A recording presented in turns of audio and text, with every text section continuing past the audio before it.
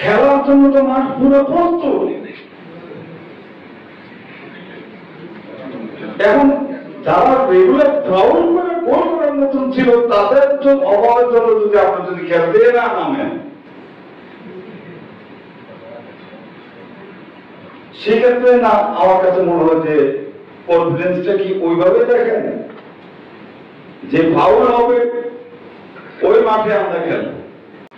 কনফিডেন্সে কোন সময় কোন বিষয়ে কার উপর কখন কিভাবে হয় এটা আমি কোন ব্যক্তি নিজেও জানে না নিজের উপরে যে আমার কনফিডেন্স কখন কার উপরে কতক্ষণ থাকে। আপনি বর্তমানে কেউ মুখে হাত দিয়ে, আমি মুখে হাত দিয়ে বলতে পারবো যে এই মার্কেটে ক্ষতি করার জন্য আমার একটু কোনো নেগেটিভ ভূমিকা নেই। আমার বলার যে এই কমিশন ডিজনেশন, এই কমিশন ব্যক্তিগত স্বার্থের মতো কাজ করছে।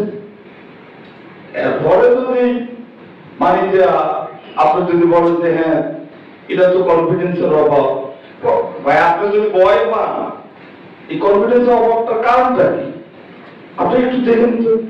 বর্তমানে তো মার্কেট তো সুন্দর মতো খেলার জন্য তো মাঠ পুরো প্রস্তুত। এখন যারা রেগুলার ফাউল করে গোল করার মতন ছিল তাদের অভাবের জন্য যদি আপনি যদি খেলতে না নামেন,